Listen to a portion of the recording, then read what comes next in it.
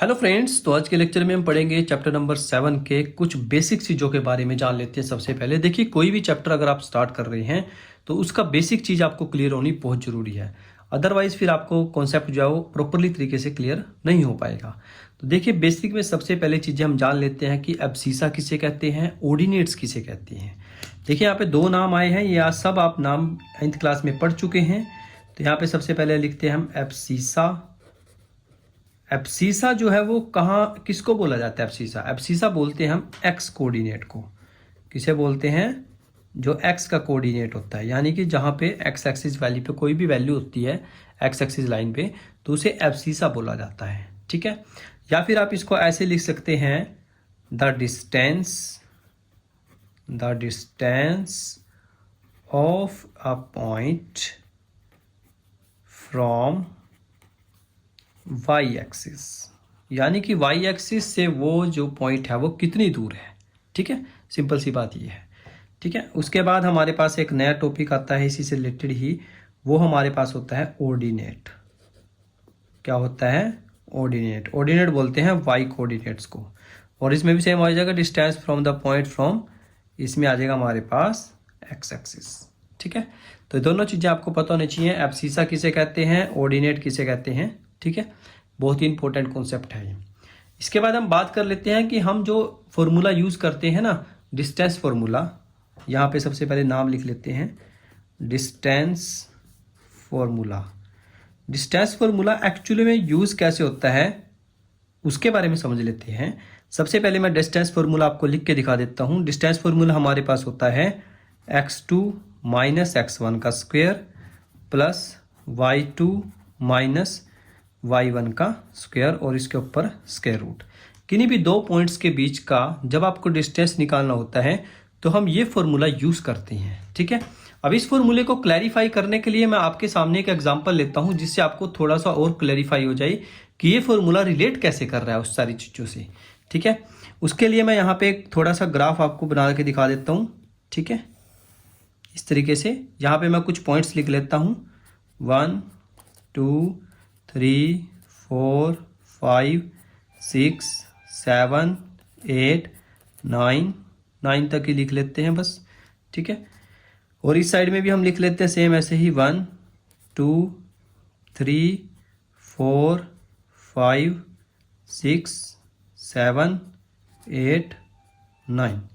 ठीक है, तो दोनों साइड हमने यहाँ पे ये पॉइंट्स हमने लिख लिए। ये हमारा एक्स कोऑर्डिनेट होता है। ठीक है, और ये हमारा वाई एक्सिस होता है। ठीक है, ये एक्स एक्सिस होती है और ये वाई एक्सिस होती है।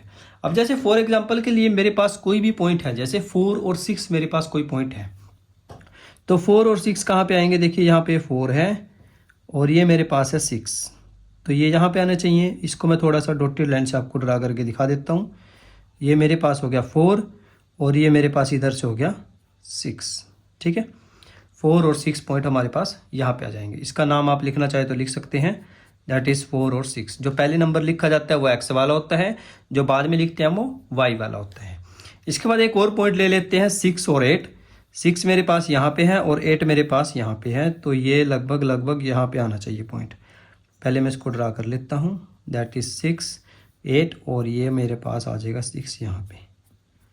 ठीक है, तो ये पॉइंट हमारे पास हो जाएगा 6 और 8।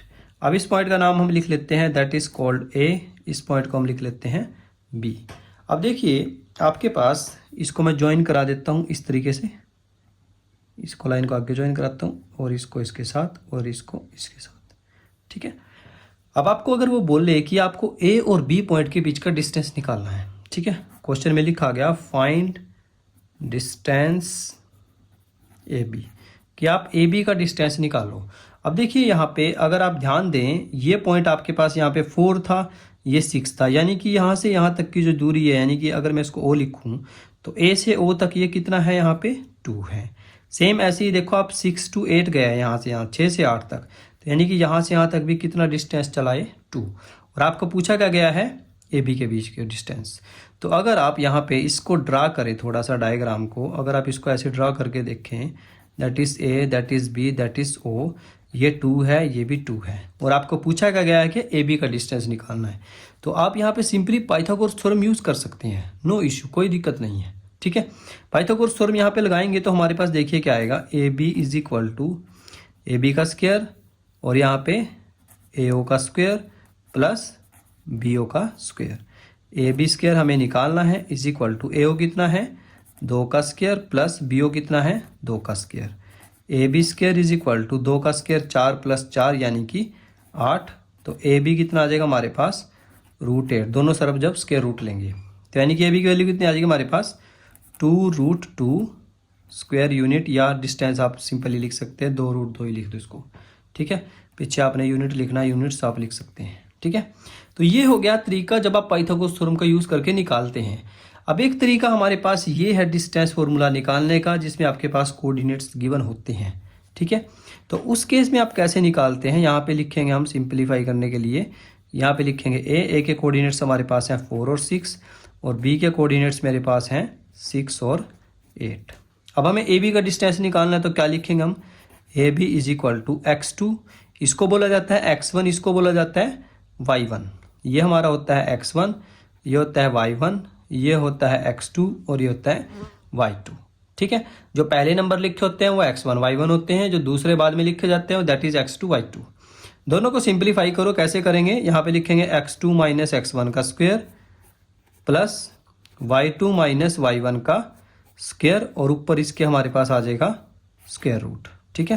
तो A B is equal to x2 कितना है 6 माइनस 4 इसका स्क्वायर प्लस 8 माइनस 6 का होल स्क्वायर, ऊपर स्क्वायर रूट है। तो ए बी कितना आ जाएगा हमारे पास, 6 में से 4 गए 2 और 2 का स्क्वायर कितना होता है 4, यहाँ भी 8 में से 6 गए 4, 60 में से 6 गए 2 और 2 का स्क्वायर 4, 4 और 4 8।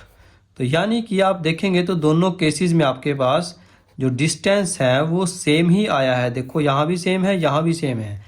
तो कहने का मतलब क्या है, जब हम कोऑर्डिनेट ज्योमेट्री का यूज़ करते हैं तो उसमें हम ये तरीका यूज़ कर सकते हैं, कोई दिक्कत नहीं है। पर ये जो है आपके पास फिर कई बार लेंथी पड़ जाएगा ये तरीका जब आप यूज़ करेंगे फॉर्मूला वगैरह लगा के, ठीक है।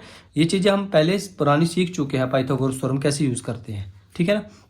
अब की बार हमें ये चैप्टर 7 में ये वाला फॉर्मूला यूज़ करके फिर हमें ये सारे के सारे जो डिस्टेंस हैं ए बी के बीच का है या पी के ओ के बीच का है, कोई भी हमें पॉइंट्स गिवन हो तो उसको हम आसानी से निकाल सकते हैं, ठीक है ना। तो इस तरीके से आप ये सिंप्लीफाई करना जरूर आपको आना चाहिए, ये बिल्कुल बेसिक था। एब्सिसा ऑर्डिनेट्स के बारे में आपको पता होना चाहिए किसे कहते हैं और कैसे ये फॉर्मूला हम यूज़ करते हैं इसको रिलेट करने के लिए। ये मैंने आपको भली बातें आसानी से बता दिया, ठीक है दोस्तों। तो पढ़ाई करते रहिए, ऑल द वेरी बेस्ट।